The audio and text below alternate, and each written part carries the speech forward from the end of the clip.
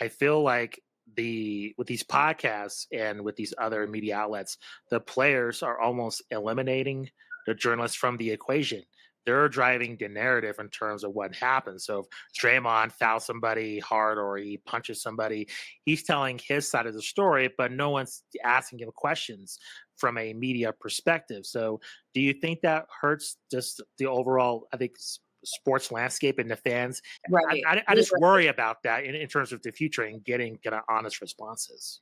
Yeah, I so relate to you on this. I have a very mixed view. On the one hand, I am concerned, and it does appear to limit our access and change things in ways that I feel are not necessarily good for the league and good for them and good for fans because it's a disservice. They don't really learn everything.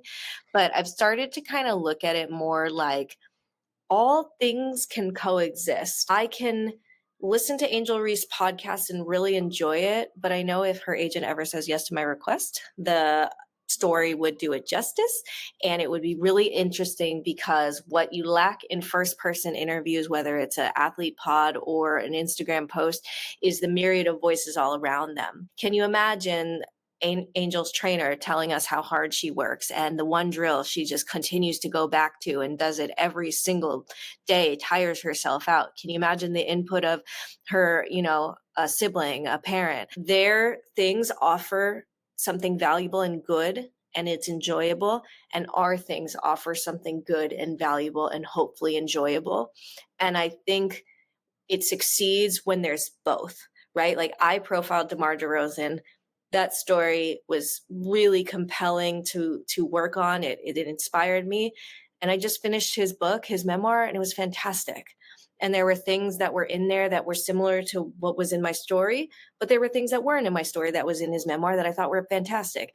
And so I just think like there's no fighting it. This is different, but all things can add value. Yeah, and I do wonder with where things are going now. I mean, what we're kind of describing, I think, and what you said very well. I think if we only go towards the first person or the player or whatever the topic, only getting their side, we're inherently getting a little bit of insulation from the truth of the situation, whatever the case is that needs to be questioned and examined. Yeah, and it's nobody's more biased than ourselves, right? Like if you ask me my flaws, I would actually be able to tell you because of years of therapy, but most people would not give you that.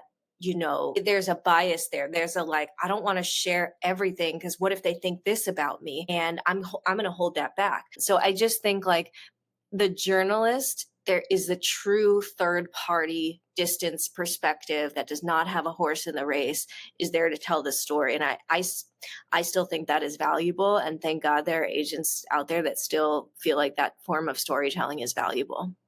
And that also brings to mind for me with where things are going, like with algorithms and getting clicks, those types of things all being important nowadays.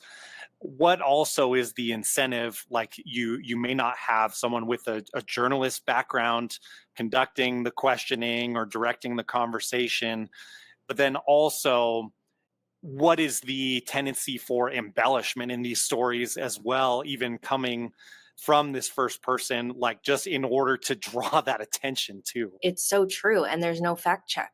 Like, I don't think people realize like the amount of like, I have a story coming out this week and I like fact check my own stories before I turn it in, right? Like you go over it line by line, you make sure everything's correct.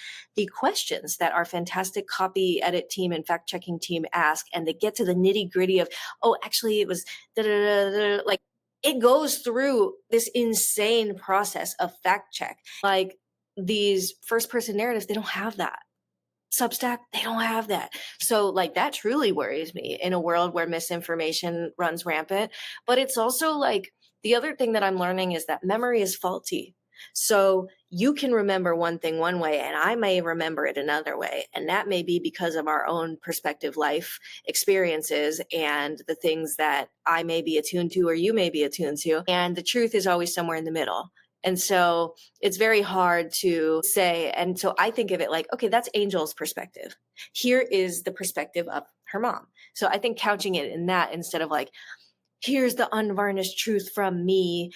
I think that that is like something that athletes say. And again, it can be incredibly valuable. And I love memoir. Like I was cleaning my apartment, Viola Davis's memoir, one of my faves. But I'm sure somebody would do an absolute killer biography of Viola, and interviewing other people it would be such a great read, but they can both complement each other.